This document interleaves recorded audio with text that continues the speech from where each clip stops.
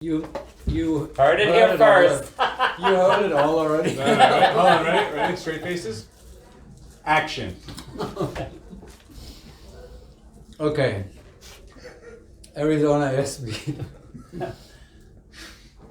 I don't know what to say, but everybody in the world, I think we opened it last time after the USB National Zoo, that I said kind of everybody in the world wants to know what happened in round one, right? Remember that? I'm gonna have to look it up, but I think it was the same opening question. And I think we have to seriously begin talking about this a little bit. Question, just bringing back first Australia 2018, the Spain Nationals last year, Paraclete XP Indoor Championship this year. Does Arizona Airspeed have a problem with round one? It's the ramp up. Good one. So the opening credits have to roll, you know?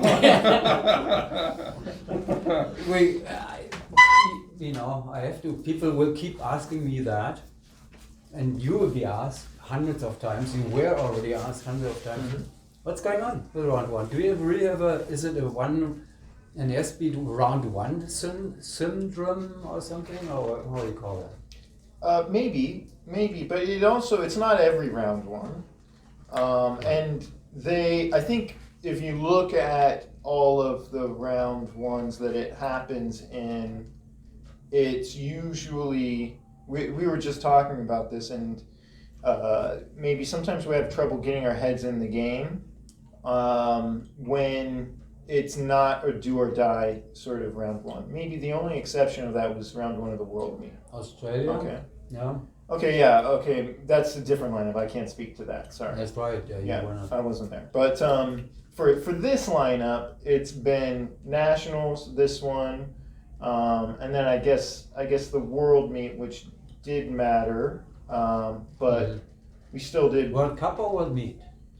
World Meet, 2022, right? World Meet. We didn't have, our worst round was round one. I don't think it was as comparable to Nationals last year or this one, but it still wasn't a good round. It's like, I think we tied maybe round one at the World Meet in 2022, you know? Norway was good. I can't remember Win Games, but that was our first Win Games was fantastic. First month as a team, new slots. Right. Yeah, that was good. Yeah, that High was pressure. the best. Probably. You were innocent by then. Yeah, maybe not innocent, but the pressure was on, you know?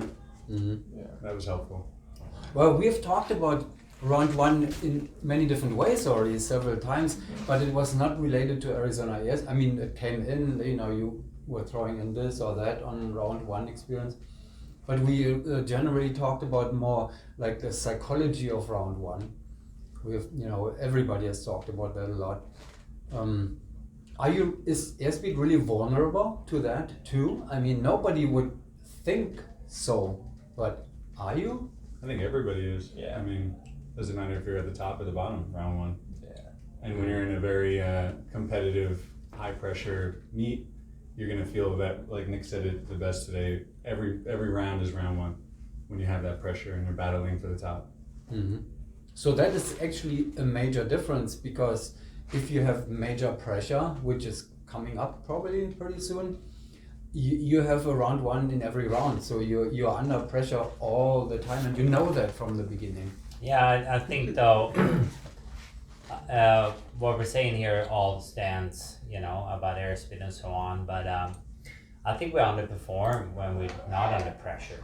And what you're seeing is some of that's just, we're showing up maybe not as, because when you are nervous, really nervous, like around one, then all of a sudden I feel like we shine. But we're having a hard time synthetically come up with that. At the World Meet, it was really our World Meet. We were expected to win. Nationals were expected to win. But going to Norway, we didn't know what the French were going to bring, and we wanted to do really well. And that was a great round one. And other things. So other meets, in middle of a meet or whatever, when every round is a round one, when the pressure is on, we do really well. I think just we're having a hard time maybe creating that, you know. Speak into previous lineups. Let's not do that. Let's just talk about this one. Yeah, I mean, is it historically for Airspeed, even dating all the way back to the Craig and Aliana 2008 through 2010 or 2007? I think it holds true a little bit, you know. And I think we need to lean into round one a little bit more. When the nerves are on and you're in this moment where you have to ask yourself, do I just lean into it and go for it? Or I don't want to break anything. So it's an offensive or a defensive mentality or mindset. And you just got to lean through those first round nerves. You know, we all joke around about round one shaves a year off your life because it's extra stressful, you know. But in those moments when the pressure's on, for real, it's we really respond well. What's a tiebreaker shave off your life? A decade, Yeah. probably. Just a little bit extra. Yeah, I've been in a few of those too. Well, Yeah. I know Rhythm just had 2 for the 4-way, Yeah. and I was like, Yeah. man, should play lotto. Yeah. No, when you speak about this lineup, we're good. We're good under that pressure. That's what we're missing. And I mean, I'm just sharing my personal experience. I know the kind of night I have sleeping before round one. I know how nervous I am by the appetite I have in the morning. You know, if I'm under heat, like it's not a complete breakfast. You know, and I could feel walking into this experience. It's like I didn't feel as much heat on round one as I normally do in a big event. And that's just my experience, you know. I won't speak for my teammates, and that's the thing that's Nick was saying, using the word synthetic. That's what it is. I have complete and full, unlimited faith in our ability to deliver under pressure. But if there's no pressure present, sometimes we need to get beat on our round before it's like, hey, Recalibrated. Yeah. Interesting. yeah. Well, you have mentioned this several times, many times before, that you want competition. You want to feel the pressure. You know, so we understand why. Now you're totally aware of that too, and now we are creating pressure. Not me, not anybody, but I'm sure you followed the Wind Games and you looked at videos and all that kind of stuff already, and the pressure is rising at least to a, let's say, respectable level, right? So we can probably already expect a little bit more outdoor pressure at the Shamrock. We're very Yeah, excited for hopefully. Shamrock and very excited for Macau and very excited for the World Meet. Yeah. The French. What did the French get? It was a 33.8 average. Yeah. They looked great. Yeah. I mean, looking at the videos, they're flying fantastic. Yeah. Like, I'm like, nice. Yeah. And I mean, just watching the videos, I'm like, right on. So it's a welcoming thing for us in the sense that we want to do our best, and in this atmosphere of them doing great, and that's gonna make us do better, you know. And I'm welcoming it for sure, because dude, it's when you show up to train, and you have that pressure, which I've had for many years. That training is more focused and more deliberate. When you kind of just not having it, it's hard sometimes to stay motivated. But when you have that, so for us, my last year on the team, it is a welcoming thing. I'm like, thank God this year is going to be fantastic. So it's a huge, like, for me, it's a huge relief in a way that I know, oh yeah, every day now is going to be 100%, you know. It's always easy when you're running a race and you're right behind the person in first. When you're in first and you don't have anybody breathing on your neck, it's a little bit more difficult to calibrate. Now that you can feel their presence right behind you, then it's definitely a drive to push. Oh yeah. That's Formula phenomenal. One. Yeah. Yeah, it's phenomenal. I think that this meet, our first meet of the year, is a bit of a course correction for us. But it's a good time for it because we have Shamrock, like you pointed out, coming up. And then our winter peak or winter spring peak is, of course, Macau in China. So I think we'll be in a good place for that. But there is a little bit of a check-in that has to happen for the first half of this meet to try to dial it in a lot more, you know. And we'll get to test that out in Shamrock, and then it'll be go time in China. It's a super exciting time. This is, I mean, it's great, right? Like, we take a break in the wintertime, right, to close off the previous season. We come back, things are a little bit rusty. Like, you start rebuilding the team. And now that we're in this competition circuit, it's like, yeah, let's go. Yeah, it's like coming back to your where you feel home, actually, right? Yeah. So, talking about this, it is. I did it again. So. It's not my show. Quality control. You feel home. That's your home. The competition, the pressure, the excitement, and all that kind of stuff. But you are dealing with a lot of distraction at the same time. You cannot call it all the time your home, because you are not professional competitors. You're professional skydivers, and you train and compete a lot, but you have to make a living still. So there is a lot of distraction with all kind of other, with coaching and event all that kind of stuff. Family. The real professional athletes in any sport don't have to deal with it. They're being paid to train and compete. And we have the Golden Knights for that, and the Qatar Tigers probably, but you are not. You come here from some skydiving event probably. I think that's what's always made Airspeed special, is you have all these other teams out there that are paid as their job, health insurance, whatnot. Then you have traditional Airspeed living in a trailer, eating a cup of noodles. Yeah, exactly, yeah. Starving, but doing it for the love of it, whether it's the love of competition or the love of the community, being around people and whatnot. And I think that's the difference, Either it's your job and you clock in, you clock out, or you eat, sleep, and breathe that. Yeah, I feel like we've talked about this before, about the different models of professional teams out there. The two main ones is like the private model and the military model. And we have a lot of advantages. When it's harder for us to get a budget, but when we get our team budget, we have a lot of freedom, Thanks to the sponsors. Thanks to the sponsors, exactly, and all our supporters. Everybody buys a raffle ticket or a T-shirt and everything. So, You're cute. who are those? Who are these? Who are those people? What, the raffle tickets you're asking? Yeah, but it's just par for the course for us. I mean, that's the reality of Airspeed. Yeah. The reality of we control our own destiny with the help of the sponsors in the community. And the backside of that is that you go in working 3 weeks straight, and then you come to competition. You have like work, which includes airspeed training, work, airspeed training, work, competition. And hey, welcome to the true airspeed experience when you going in tired, injured, and hey, perform. Now, when we went to Norway, we had 2 weeks in California training out of a caravan, went directly to Norway. It was all team time, team focus. We were like actually a professional team.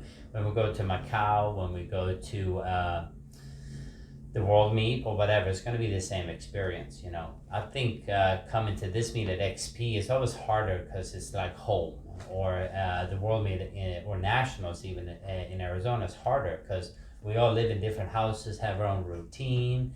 When we travel together, we perform better because we're together as a team, and we have that experience that you talk of. And so, it's a little bit of that as well. Distractions is a good word for it. But they're not distractions if you know how to handle them. But it's definitely a challenge. But, Golden Knights, Hayabusa, Qatar, they're not in control of their own destiny. Yeah, and they're not coming to an event like this either, so there's naturally not so much pressure here at our indoor championship. Now we wanted to compete with the French, and we were hoping for them to come here, but then Win Games was the same weekend, so of course they're going to do the Win Games. It's right there. And I think we wanted to go to the Win Games, but we need to also, winning this year secures the nomination for the next World Meet indoor next year. So I mean, it's kind of weird too if you're the U.S. team and you don't go to the U.S. Nationals. Yeah, you can't do that. No, Win Games might be my favorite competition, so it coming back was very exciting. Yeah. But the fact that they fell on the same weekends was also very disappointing. I hope they shift it back to January next year. Yeah. That was a nerve, first competition, nerves for you and me, man. Yeah. So the major competition that you had here actually was kind of new. It used to be a rhythm, and but it was not rhythm here any longer. The Golden Knights are back with a very strong forward team that you are coaching. Yeah, their coach is a real. How much Real longer can piece you of work. coach them? We prepped in the same room up there. We hung out in the same room, and they have to learn to kind of be on their own, but definitely give them feedback. You coached them through every round. Even the one they beat us on. It's great for me because I'm going to win either way. That's the beauty of it, though. It's not like hiding anymore. You know, it's like, this is what we're doing. You're watching it. They redo their stuff, and let the chips fall. Yeah, we prepped in the same room together. Talked about technique and whatnot. Basically, the top 4 or 5 teams in Open all prepped in the same room together, watching each other. It was no secrets. And that's the community part. If you're going to win by withholding information or sabotage, then that community disappears, and then this little sport we have disappears. Right. Yeah. So, and we all know that. So you don't have open interviews. Yeah. You have to support each other. Oh yeah. No. Even. And that's actually, Americans, we're sometimes actually a little bit disappointed when we don't have that community with other countries. Like if there's distance between us and the French or whatever, right? We kind of almost feel disappointed. We Americans normally like to be very close to the competition, so sometimes different countries, different cultures have different mentalities, but I feel like in the US it's all pretty good. And it wasn't always like that. There was opposition or hostility. In the older days. Right now, we all love each other more like we used to 30 years ago. Whenever there was serious competition, serious opposition. I feel like the sport's just matured. No doubt about that. I mean, you're a part of that. No one's getting rich from it. No one's getting their Rolex watches, Formula One drivers, demonize the opposition. And our paid professionals actually are not really paid that great. If you're in the U.S. Army or at the Belgian Army. But if Netflix comes, I guarantee you they'll make us enemies. Hey man, health insurance is a fucking beautiful thing. I was gonna say this is all fun and games until the gap shortens, and it's like then it's a different business. Skydiving also has this unique aspect of we don't have a defense. Like in other sports, you're on the track together and you actually have strategies and cutting each other off, or you have an offense and a defense when you have 2 teams on the court, or even if you have 2 individuals fighting or whatever. We have a sport where, hey, I go do my best, you go do your best, and then we compare. Which kind of, it takes away. I can't influence your performance. I can, but then you lose the community.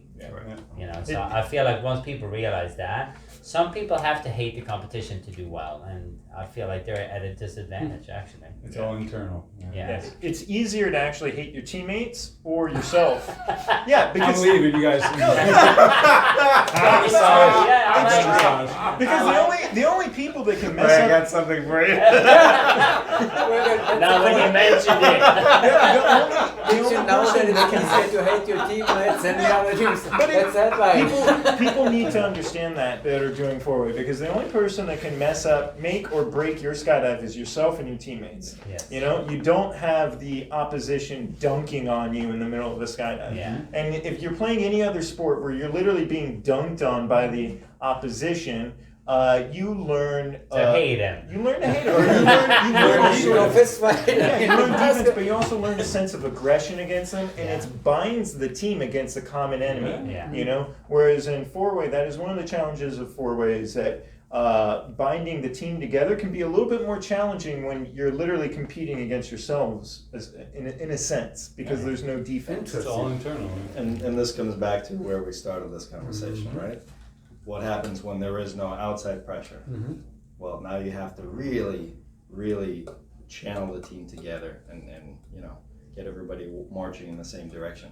Otherwise, it's way too easy to fracture internally without that external force binding you. Yeah. Well, let's keep that for another topic, which is really interesting. How you, and there are probably tools that we haven't explored yet, also to combine all this. So that's another topic for another hour or so. But I think we have already used up more time than we were planning anyway. This is about the time I walk in from the massage. Yeah. That's right. Yeah, that's right. All right. Well, thank you very much again, and see you very soon at the Shamrock Showdown. Yep. There's still time to register for teams who want to see that real showdown. It's not a Shamrock Showdown this time. It's a real showdown between friends, and we have the Golden Knights again, and we have Rhythm again, and who did I forget? The French female team. Yeah, the French female team. Yeah, of but course. XPG4, the US female team will not be there. Right. Is it way? The APA wants to go, but Kurt told them no way. Too much work here. It's a busy place. Yeah. All right. Well, we'll see you again very soon, no matter what. And Thank you, I'll guys. make sure that Thank the you, weather everybody. is Love you. filled. That's Goodbye. a great interview. Cut. Yeah.